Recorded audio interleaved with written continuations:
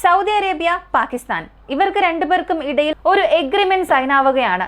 SMDA എന്ന strategical mutual defence agreement ആണിത്. ഇതിന് പിന്നിലുള്ള വളരെ പ്രധാനപ്പെട്ട കോൺസെപ്റ്റ്, നാളെ ഒരു പക്ഷേ സൗദി അറേബ്യക്ക് എന്തെങ്കിലും ഒരു പ്രശ്നം സംഭവിക്കുകയാണ്, ഒരു അണു ആയുധം ആവശ്യമായി വന്നാൽ പോലും അത് നൽകുന്ന ഒരു എഗ്രിമെന്റ് ആയിട്ടാണ്, അത് പാകിസ്ഥാൻ നൽകുന്ന ഒരു എഗ്രിമെന്റ് ആയിട്ടാണ് ഇതിനെ കാണുന്നത്. നമ്മൾ ഇപ്പോൾ ചരിത്രമൊന്നും നോക്കാതെ ഇപ്പോൾ സംഭവിക്കുന്ന കാര്യങ്ങൾ മാത്രം എടുത്തു നോക്കിയാൽ സൗദി അറേബ്യയ്ക്കും പാകിസ്ഥാനും ഇടയിൽ യാതൊരു ബന്ധവുമില്ല. പെട്ടെന്ന് ഏതോ ഒരാവശ്യത്തിന് വേണ്ടി പാകിസ്ഥാൻ സൗദിക്ക് സഹായം നൽകാനായി മുന്നിലേക്ക് വരുന്നു, ഇങ്ങനെയൊക്കെ തോന്നാം. പക്ഷെ അത് സത്യമല്ല. അണുവായുധം പാകിസ്ഥാന് ലഭിച്ചതിൽ മറ്റ് രാജ്യങ്ങൾക്കുള്ള പങ്കിനേക്കാളും 100 മടങ്ങോളം പങ്കുവഹിക്കുന്നത് സൗദി അറേബ്യയാണ്. പണസഹായമായി മാത്രം പല ബില്യൺ ഡോളേഴ്സ് സൗദി വാരി എറിഞ്ഞിട്ടുണ്ട്. മാത്രവുമല്ല, ഒരു ദിവസം 50,000 ബാരൽ ക്രൂഡ് വരെയും സൗജന്യമായി തന്നെ പാകിസ്ഥാന് നൽകിയതായും ചില വാർത്തകളുണ്ട്. അപ്പോൾ നന്ദി മറക്കാത്ത പാകിസ്ഥാൻ ഇപ്പോൾ സൗദിക്ക് സഹായിക്കാൻ പോവുകയാണോ എന്ന് ചോദിച്ചാൽ അങ്ങനെയും അല്ല. ഇതിന് പിന്നിൽ അപ്പോൾ എന്താണ് ഉള്ളതെന്ന് ചോദിച്ചാൽ അതിനുള്ള ഉത്തരമാണ് ഈ ഒരു വീഡിയോയിലൂടെ നമ്മൾ വിശദമായി അറിയാൻ പോകുന്നത്.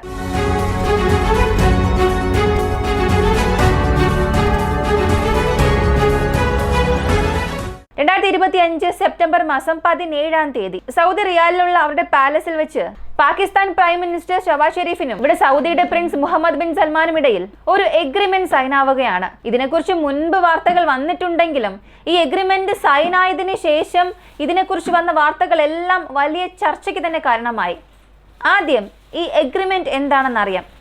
ഈ SMDA എന്ന സ്ട്രാറ്റജിക്കൽ മ്യൂച്വൽ ഡിഫൻസ് എഗ്രിമെന്റ് എന്താണെന്ന് ചോദിച്ചാൽ പാകിസ്ഥാനും സൗദി അറേബ്യയ്ക്കും ഇടയിൽ വളരെ പ്രധാനപ്പെട്ട ഒരു ഡിഫൻസ് എഗ്രിമെന്റ്. ഇതിന്റെ പ്രധാനപ്പെട്ട ഒരു സാരാംശം, രണ്ടിൽ ഏതെങ്കിലും ഒരു രാജ്യം ആക്രമിക്കപ്പെടുകയാണ്, അല്ലെങ്കിൽ രണ്ടിൽ ഏതെങ്കിലും ഒരു രാജ്യത്തിന് മൂന്നാമത് ഒരു രാജ്യം കാരണം ഒരു അപകടം സംഭവിക്കുകയാണെങ്കിൽ ഈ രണ്ട് രാജ്യവും അവരുടെ സൈന്യം ഷെയർ ചെയ്യാം. രണ്ട് രാജ്യങ്ങളും അവരുടെ മിസൈൽ സാങ്കേതിക വിദ്യ ഷെയർ ചെയ്യാം. ഈ സ്ട്രാറ്റജിക് എഗ്രിമെന്റിന് കീഴിൽ പാകിസ്ഥാന്റെ മിസൈൽസ് സൗദി ഉപയോഗിക്കാനുള്ള അപ്രൂവലും ഈ എഗ്രിമെന്റ് വഴി തന്നെ നൽകിയിട്ടുണ്ട്. ശരി, സൗദി മിഡിൽ ഈസ്റ്റിൽ തന്നെ വളരെ സമ്പന്ന രാജ്യമാണ്. ലോകമെമ്പാടും എടുക്കുകയാണെങ്കിൽ സമ്പന്ന രാജ്യങ്ങളുടെ പട്ടികയിൽ വളരെ പ്രധാനപ്പെട്ട ഒരു സ്ഥാനത്തുള്ള രാജ്യം. പകരം പാകിസ്ഥാനെ നോക്കിയാൽ ഒരു 100 ബില്യണിലധികം കടമുള്ള രാജ്യം, എക്കണോമിക്കലി സ്ട്രഗിൾ ചെയ്തുകൊണ്ടിരിക്കുന്ന രാജ്യം. ഇവർ രണ്ടുപേർക്കും ഇടയിൽ ഈ ഒരു എഗ്രിമെന്റ് ഉണ്ടായാൽ അതുവഴി ഉണ്ടാകുന്ന പ്രശ്നങ്ങൾ എന്തെല്ലാം, അല്ലെങ്കിൽ രണ്ട് രാജ്യങ്ങൾക്കും ഉണ്ടാകുന്ന നേട്ടങ്ങൾ എന്തെല്ലാം? ഇവ രണ്ടും രണ്ട് സെഗ്മെന്റായി പിരിച്ചാൽ ഒറ്റ വാക്കിൽ നമുക്ക് പറയാൻ സാധിക്കും.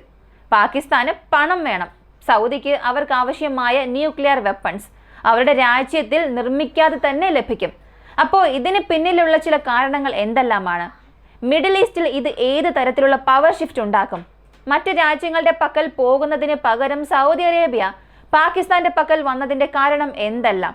ഇവയെല്ലാം ഓരോന്നായി നമുക്ക് ആദ്യം അറിയാം. സത്യത്തിൽ പാകിസ്ഥാനും സൗദി അറേബ്യയ്ക്കും ഇടയിലുള്ള ഈ സ്ട്രാറ്റജിക്കൽ ടൈസ് എന്നത് ഇന്നോ ഇന്നലെയോ വന്നതല്ല. 1960 മുതൽ തന്നെ അവർക്കുള്ളിൽ നേരിട്ട് പലതരത്തിലുള്ള എഗ്രിമെന്റ്സ് ഉണ്ടായിട്ടുണ്ട്. പ്രധാനമായും 1971 ഇന്ത്യ പാകിസ്ഥാൻ വാറിന് ശേഷം, ഈ 71 യുദ്ധത്തിന് ശേഷം അവരുടെ ഭൂപ്രദേശത്തിന്റെ പകുതിയോളം, അതായത് ബംഗ്ലാദേശ് എന്ന പേരിൽ പാകിസ്ഥാൻ ഇന്ത്യയുടെ പക്കൽ നഷ്ടപ്പെടുത്തി. പാകിസ്ഥാൻ എന്ന രാജ്യം പുതുതായി അവിടെ ഉണ്ടാകുന്നു. ഇതിനുശേഷം പാകിസ്ഥാനും സൗദി അറേബ്യയ്ക്കും ഇടയിൽ ഒരുപാട് കരാറുകൾ ഉണ്ടാകുന്നു. അങ്ങനെ പുതിയ ഒരു പാതയിൽ സൗദി പാകിസ്ഥാൻ റിലേഷൻഷിപ്പ് വളരെ സ്മൂത്തായി തന്നെ പോകാൻ തുടങ്ങി. പ്രധാനമായും ഞാൻ നിങ്ങൾക്ക് ആവശ്യമായ പണം നൽകാം, നിങ്ങളുടെ കമ്പനികളിൽ ഞാൻ ഇൻവെസ്റ്റ് ചെയ്യാം, മാത്രവുമല്ല നിങ്ങളുടെ ഭൂപ്രദേശത്തിൽ ഒരു ഗണ്യമായ അളവിൽ നഷ്ടം ഇതിനകം തന്നെ നേടിയിട്ടുണ്ട്, നിങ്ങളൊരു പുതിയ രാജ്യമായി മാറുകയും ചെയ്തു. അതിനാൽ അണു ആയുധം നിർമ്മിക്കാൻ ആവശ്യമായ പണം ഞാൻ നിങ്ങൾക്ക് നൽകാം, ടെക്നോളജി എല്ലാം നിങ്ങൾ തന്നെ നോക്കിക്കൊള്ളണം എന്നുള്ളതാണ് സൗദി അറേബ്യയുടെ അഭിപ്രായം. പകരം സൗദി അറേബ്യയ്ക്ക് ഒരുപാട് പ്രശ്നമുണ്ട്. ഇന്നുള്ള സാഹചര്യം നോക്കിയാൽ ഇറാൻ, ഇറാഖ് ഒക്കെ വളരെ പവർഫുൾ അല്ലാത്തതുപോലെ തോന്നാം. എന്നാൽ 1990, 80 ഇതിന് മുൻപുള്ള കാലങ്ങളൊക്കെ നോക്കിയാൽ സൗദിക്ക് ഉണ്ടായിരുന്ന വലിയൊരു പ്രശ്നം, വലിയൊരു ത്രെഡ് തന്നെ ഈ രണ്ട് രാജ്യങ്ങളുമായിരുന്നു. അതുപോലെ സൗദിയിൽ ഉണ്ടായിരുന്ന ഒരുപാട് വംശീയ ഗ്രൂപ്പുകൾ അവരുടെ സർക്കാരിനെതിരെ പ്രവർത്തിച്ചതുകൊണ്ട് അവരെ കൗണ്ടർ ചെയ്യുന്നതിന് വേണ്ടിയുള്ള ഫോഴ്സസ്, അവരെ കൗണ്ടർ ചെയ്യാനുള്ള ട്രെയിനിങ്, കൂടാതെ 1979 മെയ് മാസം സംഭവിച്ച ആഭ്യന്തര വിപ്ലവത്തെ കൈകാര്യം ചെയ്യാനുള്ള ഫോഴ്സസും പാകിസ്ഥാനിൽ നിന്നും സൗദി അറേബ്യയിലേക്ക് വരുന്നു.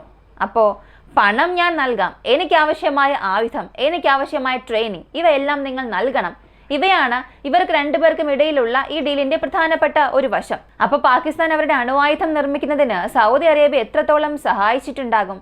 അല്ലെങ്കിൽ ഇതിനെക്കുറിച്ചുള്ള ഡാറ്റാസ് പുറത്ത് തിരഞ്ഞാൽ പാകിസ്ഥാന്റെ ന്യൂക്ലിയർ വെപ്പൺസ് പ്രോഗ്രാമിന് ആവശ്യമായ 60% ഫണ്ടിങ്സ് നൽകിയത് സൗദി അറേബ്യയാണ്. ഏകദേശം പറഞ്ഞാൽ 30 ബില്യണിലധികം. 1971 മുതൽ 79 ഈ ഒരു കാലയളവിൽ മാത്രം 30 ബില്യണിലധികം പണം $US മതിപ്പിൽ സൗദി അറേബ്യ പാകിസ്ഥാന് വേണ്ടി സ്പെൻഡ് ചെയ്തിട്ടുണ്ട്. മാത്രവുമല്ല, പുറത്ത് ലഭിക്കുന്ന ചില ഡാറ്റാസ് ഒക്കെ വെരിഫൈ ചെയ്യുമ്പോൾ 50,000 barrels per day crude oils അൺഒഫീഷ്യലായി തന്നെ പാകിസ്ഥാനിലേക്ക് സപ്ലൈ ചെയ്തിട്ടുണ്ട്. കാരണം 1971 പാകിസ്ഥാൻ യുദ്ധത്തിൽ പരാജയപ്പെട്ടതിന് ശേഷം പാകിസ്ഥാന്റെ എക്കണോമി പല വർഷങ്ങളിലേക്ക് പിന്തള്ളി. അവരുടെ ഫോഴ്സ് അവർ നഷ്ടപ്പെടുത്തി, ഭൂപ്രദേശം നഷ്ടപ്പെടുത്തി, പ്രധാനപ്പെട്ട ക്രിട്ടിക്കൽ ജംഗ്ഷൻസ് എല്ലാം തന്നെ പാകിസ്ഥാൻ നഷ്ടമായി. ആ സമയത്ത് പാകിസ്ഥാന് വളരാൻ മറ്റു മാർഗമൊന്നുമില്ലായിരുന്നു. ഇപ്പോൾ ഇന്ത്യ പാകിസ്ഥാൻ എന്ന വലിയ യുദ്ധത്തിൽ ഇസ്ലാമിക രാജ്യങ്ങൾക്ക് എല്ലാവർക്കും ഒരു ബിഗ് ബ്രദറായിട്ടാണ് പാകിസ്ഥാൻ പ്രവർത്തിച്ചത്. കാരണം ന്യൂക്ലിയർ പ്രോഗ്രാമിനെ നോക്കി പ്രവർത്തിച്ച ഒരു രാജ്യമായിട്ടായിരുന്നു പാകിസ്ഥാനെ കണ്ടത്. എത്ര തന്നെ ഇവർക്കുള്ളിൽ പ്രശ്നങ്ങൾ ഉണ്ടായാൽ പോലും നാളെ പാകിസ്ഥാൻ വളർന്നാൽ, നാളെ അവരുടെ പക്കൽ അണുവായുധം ലഭിക്കുകയാണെങ്കിൽ അത് നമ്മെയും രക്ഷിക്കുമെന്നൊരു വിശ്വാസത്തിൽ സൗദി അറേബ്യ അത്ര വലിയൊരു ഇൻവെസ്റ്റ്മെന്റ് പാകിസ്ഥാന്റെ ന്യൂക്ലിയർ പ്രോഗ്രാമിൽ ഇൻവെസ്റ്റ് ചെയ്തു. അതിന്റെ ഒരു ഫലം ഇപ്പോൾ അവർക്ക് ലഭിക്കാൻ പോവുകയാണ്, അത് ഈ ഒരു എഗ്രിമെന്റ് വഴി. ശരി, പാകിസ്ഥാൻ അണുവായുധം നിർമ്മിച്ചു, അതിന് പിന്നിൽ വലിയൊരു സഹായം സൗദി അറേബ്യയും ചെയ്തു. അണുവായുധം ടെസ്റ്റ് ചെയ്ത ഉടനെ തന്നെ പാകിസ്ഥാനിൽ ലഭിച്ച അന്തസ് എന്താണെന്ന് അറിയണ്ടേ? ഞാൻ അറബ് രാജ്യങ്ങൾക്ക്, ഇസ്ലാം രാജ്യങ്ങൾക്ക് ഒരു സുരക്ഷയായി മുന്നിൽ തന്നെ ഉണ്ടാകും, എന്റെ അണുവായുധം ഇസ്ലാമിക രാജ്യങ്ങളെ സംരക്ഷിക്കും എന്നുള്ളതായിരുന്നു പാകിസ്ഥാന്റെ ഒരു എഴുതപ്പെടാത്ത വിധിയായി മാറിയത്. ഇതിന് സൗദിയും ഒരുപാട് അഭിനന്ദനങ്ങൾ അറിയിച്ചു. 2014 ഇത് സംഭവിച്ചത്. സൗദിയുടെ വളരെ പ്രധാനപ്പെട്ട അധികാരി പറഞ്ഞത്, പാകിസ്ഥാൻ ഞങ്ങൾക്കൊരു വലിയ ഓഫർ നൽകിയിട്ടുണ്ട്, നിങ്ങൾക്ക് ആവശ്യമുള്ളപ്പോൾ പാകിസ്ഥാന്റെ വെപ്പൺസ് വാങ്ങാമെന്ന രീതിയിൽ ഒരു സ്റ്റേറ്റ്മെന്റ് അദ്ദേഹം നൽകുകയും അത് പിന്നീട് വലിയ വിവാദങ്ങൾക്ക് കാരണമാവുകയും ചെയ്തു. എന്നാൽ പാകിസ്ഥാൻ അത്രത്തോളം ഒരു സെക്യൂരിറ്റി ഗ്യാരണ്ടി സൗദി അറേബ്യക്ക് നേരിട്ട് നൽകാൻ കഴിയുമോ? ഈ എഗ്രിമെന്റിന് മുൻപ് വരെയും അങ്ങനെ എന്തെങ്കിലും ഒരു വഴി ഉണ്ടായിരുന്നോ എന്ന് ചോദിച്ചാൽ തീർച്ചയായും ഇല്ല. ഇപ്പോൾ ഈ ഒരു ഷിഫ്റ്റ് സംഭവിച്ചല്ലോ. ഇത്ര വലിയൊരു ജിയോ പൊളിറ്റിക്കൽ ട്വിസ്റ്റ് മിഡിൽ ഈസ്റ്റിൽ സംഭവിച്ചതിനും അമേരിക്കയ്ക്കും വളരെ പ്രധാനപ്പെട്ട ഒരു പങ്കുണ്ട്. അങ്കിൾ സാം, ഈ അമേരിക്കയുടെ ഇൻഫ്ലുവൻസ് മിഡിൽ ഈസ്റ്റിൽ ഒരുപാടായിരുന്നു. ഇറാനെ കൗണ്ടർ ചെയ്യുന്നതിന് വേണ്ടിയും സൗദി അറേബ്യയ്ക്കുള്ള സെക്യൂരിറ്റി ഗ്യാരണ്ടി നൽകുന്നതിന് വേണ്ടിയും പല $1 ബില്യൺ സൗദി അമേരിക്കയിൽ ഇൻവെസ്റ്റ് ചെയ്തിട്ടുണ്ട്. മാത്രവുമല്ല, സൗദിക്കുള്ള ഒരു വലിയ നേട്ടം 700 ബില്യൺ അവർക്ക് ഒരു ഇൻവെസ്റ്റ്മെന്റ് ഉണ്ടായിരുന്നു. കൂടാതെ 10 ബില്യൺ 20 ബില്യൺ പാകിസ്ഥാൻ നൽകിയാൽ മാത്രം മതി. അവർ പറയുന്നതെല്ലാം കേൾക്കുന്ന ഒരവസ്ഥയിലായിരുന്നു പാകിസ്ഥാൻ ഉണ്ടായിരുന്നത്. ഈ സാഹചര്യത്തിൽ ട്രംപിന്റെ അഡ്മിനിസ്ട്രേഷൻ വന്നതിന് ശേഷം അമേരിക്ക ഫസ്റ്റ് എന്ന ഒരു കോൺസെപ്റ്റ് അകത്തേക്ക് വരുന്നു. അതായത് എൻ്റെ സെക്യൂരിറ്റിയാണ് ഫസ്റ്റ്. നാറ്റോയ്ക്ക് പണം നൽകിയില്ല എന്നുണ്ടെങ്കിൽ നിങ്ങൾക്കുള്ള പ്രൊട്ടക്ഷൻ ഞാൻ നൽകില്ല. ഈ ഒരു മാറ്റം അവിടെ സംഭവിച്ച മാറ്റങ്ങളെക്കാളും മിഡിൽ ഈസ്റ്റിൽ ഒരുപാട് മാറ്റങ്ങൾ ഉണ്ടാക്കി. എന്താണ് ട്രംപ് ഇങ്ങനെയെല്ലാം ചെയ്യുന്നത്? അവർക്ക് വേണ്ടി ഇത്രയേറെ ഡോളേഴ്സ് നമ്മൾ ചിലവാക്കിയിട്ടുണ്ട്, എന്നിട്ടും നമുക്കുള്ള ഒരു സെക്യൂരിറ്റി ഗ്യാരണ്ടി അവരെ കൊണ്ട് നൽകാൻ കഴിയില്ല എന്നുള്ളപ്പോൾ അമേരിക്കയിൽ നിന്നും ഈ രാജ്യങ്ങൾ പതിയെ പുറത്തേക്ക് വരാൻ തുടങ്ങി. കുറഞ്ഞത് സൗദി അറേബ്യയ്ക്ക് എത്ര സെക്യൂരിറ്റി ഗ്യാരണ്ടി അമേരിക്ക കൊണ്ട് നൽകാൻ കഴിയും? ഇസ്രായേൽ കാരണം നാളെ സൗദി അറേബ്യയ്ക്ക് ഒരു പ്രശ്നം വരികയാണെങ്കിൽ ആ പ്രശ്നത്തിൽ അമേരിക്ക തീർച്ചയായും പിന്നിലേക്ക് പോകും. അമേരിക്കയുടെ യുദ്ധക്കപ്പലുകൾ സൗദിയെ സംരക്ഷിക്കില്ല. ഖത്തറിൽ ഒരു സ്ട്രൈക്ക് നടന്നപ്പോൾ ഖത്തറിൽ എയർബേസ് ഉണ്ടായിരുന്നു. ഖത്തർ എയർബേസിൽ അമേരിക്കയുടെ വിമാനങ്ങൾ ഉണ്ടായിരുന്നു, അമേരിക്കയുടെ റഡാർ ഉണ്ടായിരുന്നു. ഇത്രയേറെ ഉണ്ടായിരുന്നിട്ട് കൂടിയും നിങ്ങൾ ഇസ്രായേലിനെ തടഞ്ഞില്ല എന്നുണ്ടെങ്കിൽ നാളെ എനിക്ക് നിങ്ങളെ എങ്ങനെ വിശ്വസിക്കാൻ സാധിക്കും? ഇങ്ങനെ ഇത്ര വലിയൊരു ഷിഫ്റ്റ് അവിടെ സൗദി അറേബ്യ തന്നെ എടുത്തിട്ടുണ്ട്. ശരി, ഇപ്പോൾ ഈ ഡിഫൻസ് എഗ്രിമെന്റിനെ സംബന്ധിച്ചിടത്തോളം ഇവരെ കൊണ്ട് എന്തൊക്കെ ആക്സസ് ചെയ്യാൻ കഴിയും? ഇത് കാരണം ഇസ്രായേലിന് എന്തെല്ലാം പ്രശ്നങ്ങളുണ്ട്, ഇത് കാരണം പാകിസ്ഥാൻ എന്തെല്ലാം നേട്ടങ്ങളുണ്ടാകും, സൗദി അറേബ്യ കാരണം ചില നേട്ടങ്ങളും കോട്ടങ്ങളുമുണ്ട്. ഇതെല്ലാം എന്താണെന്ന് ആദ്യം അറിയാം. സത്യത്തിൽ ഈ ഡീൽസ് പറയുന്ന പ്രധാനപ്പെട്ട ഒരു സ്റ്റേറ്റ്മെന്റ്സ് പാകിസ്ഥാന്റെ മിസൈൽ പവർ സൗദിക്ക് വേണ്ടി ഉപയോഗിക്കാം. നേരിട്ട് അവർ ഇതിനെക്കുറിച്ചുള്ള സ്റ്റേറ്റ്മെന്റ്സ് ഒന്നും നൽകിയിട്ടില്ലെങ്കിൽ കൂടിയും ഒരു പക്ഷേ എമർജൻസി സമയത്ത് രണ്ട് രാജ്യങ്ങൾക്കും ഇടയിൽ ഏതെങ്കിലും ഒരു പ്രധാനപ്പെട്ട പ്രശ്നം ഉണ്ടായാൽ പാകിസ്ഥാന്റെ ന്യൂക്ലിയർ ക്യാപ്പബിൾ മിസൈൽസ് സൗദിയെ സംരക്ഷിക്കും. അങ്ങനെയുള്ളപ്പോൾ പാകിസ്ഥാന്റെ പക്കലുള്ള ഷാഹിദ് 3 മിസൈൽസ് 2800 കിലോമീറ്ററിലധികം റേഞ്ചുള്ള മിസൈൽസ് ആണ്. ആ ഒരു മിസൈൽസിനെ കൊണ്ട് സൗദിയെ സംരക്ഷിക്കാൻ കഴിയും എന്നുള്ളതാണ് ഇവരുടെ പ്രധാനപ്പെട്ട ഒരു വിശ്വാസം. മാത്രവുമല്ല, ഇറാൻ വീണ്ടും അണുവായുധത്തെ നോക്കി പോകാൻ തുടങ്ങിയിട്ടുണ്ട്. അങ്ങനെ ഇറാൻ അണുവായുധം കണ്ടുപിടിക്കാനുള്ള ശ്രമങ്ങൾ എടുക്കുമ്പോൾ അതും സൗദി അറേബ്യയ്ക്ക് ഒരു പ്രശ്നമായി മാറും. കാരണം ഈ സൗദിയും പാകിസ്ഥാനും സുന്നി മുസ്ലിംസ് കൂടുതലായും താമസിക്കുന്ന പ്രദേശമാണ്. ഇനി നേരെ ഇറാനെ നോക്കിയാൽ ഷിയ മുസ്ലിംസ് ജീവിക്കുന്ന പ്രദേശമാണ്. അപ്പോൾ ഇവർക്കുള്ളിൽ ഇങ്ങനെ ഒരു പ്രശ്നമുണ്ട്. ഈ പാകിസ്ഥാനെയും സൗദിയെയും ഇത്രത്തോളം അടുത്തേക്ക് കൊണ്ടുവരാനുള്ള കാരണവും ഇത് തന്നെയാണ്. ഇപ്പോൾ സൗദിക്ക് ആവശ്യമായ ന്യൂക്ലിയർ വെപ്പൺസ് അവർ നിർമ്മിക്കാതെ തന്നെ അവർക്ക് വാങ്ങാൻ കഴിയും, പണമുള്ളത് കൊണ്ട്. ഈ വശത്ത് പാകിസ്ഥാന് അവർക്ക് വളരെയേറെ ആവശ്യമായ പണവും ലഭിക്കുന്നുണ്ട്.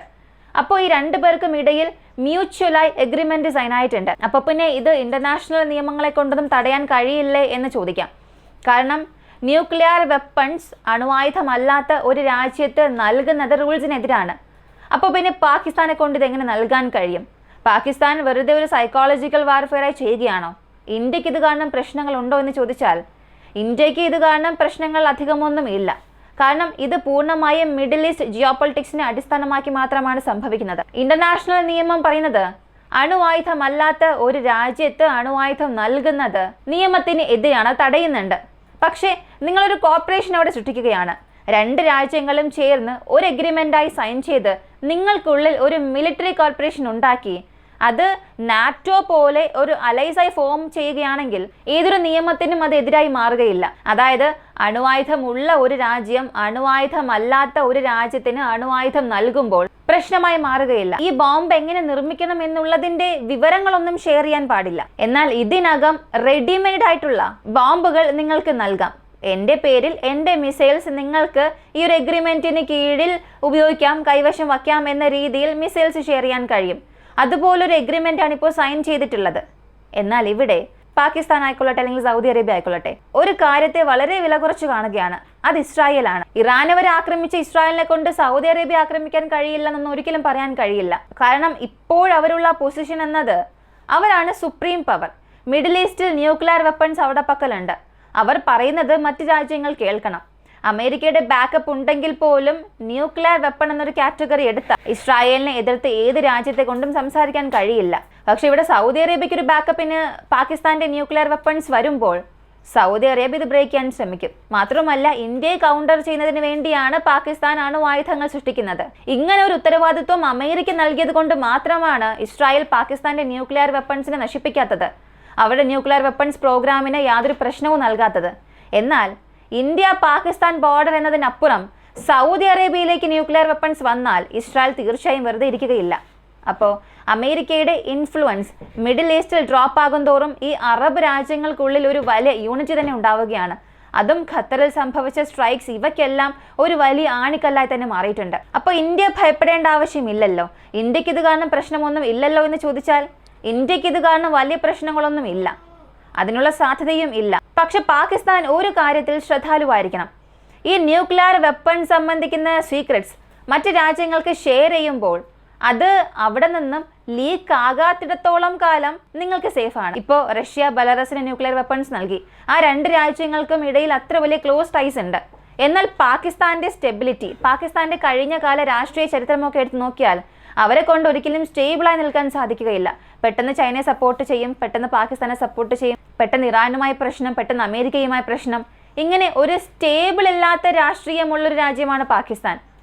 അതിനാൽ നിങ്ങൾ നിങ്ങളുടെ മിസൈൽ സംബന്ധിക്കുന്ന സീക്രട്സ് സൗദിക്ക് ഷെയർ ചെയ്യുമ്പോൾ ഷെയർ ചെയ്യുന്നിടത്ത് ഒരു പക്ഷേ ഏതെങ്കിലും ചാരൻ ഉണ്ടാകാം. ഇതെല്ലാം പാകിസ്ഥാൻ വളരെ ശ്രദ്ധിച്ച് ഹാൻഡിൽ ചെയ്തില്ല എന്നുണ്ടെങ്കിൽ അവിടെ ന്യൂക്ലിയർ വെപ്പൺസ് പ്രോഗ്രാമിന് ഭാവിയിൽ ഒരു വലിയ പ്രശ്നം വരാൻ സാധ്യതയുണ്ട്. ഈ ഒരു വീഡിയോയെക്കുറിച്ചുള്ള നിങ്ങളുടെ അഭിപ്രായം എന്താണ്? പ്രധാനമായും ലോകത്തിൽ തന്നെ ആദ്യമായി ഒരു അറബ് രാജ്യത്തിന്റെ പക്കൽ ന്യൂക്ലിയർ വെപ്പൺസ് പോകാനുള്ള ഒരു പാത പാകിസ്ഥാൻ തന്നെ ഇപ്പോൾ ക്രിയേറ്റ് ചെയ്തിട്ടുണ്ട്. ഇതിന് ഇസ്രായേലിന്റെ മറുപടി എങ്ങനെയായിരിക്കും? നിങ്ങളുടെ അഭിപ്രായം കമന്റിൽ പറയുക. കൂടുതൽ അപ്ഡേറ്റ്സിനായി വോയിസ് ഓഫ് വിക്കി നമ്മുടെ ചാനൽ സബ്സ്ക്രൈബ് ചെയ്യുക. മറ്റൊരു വീഡിയോയുമായി വീണ്ടും കാണാം.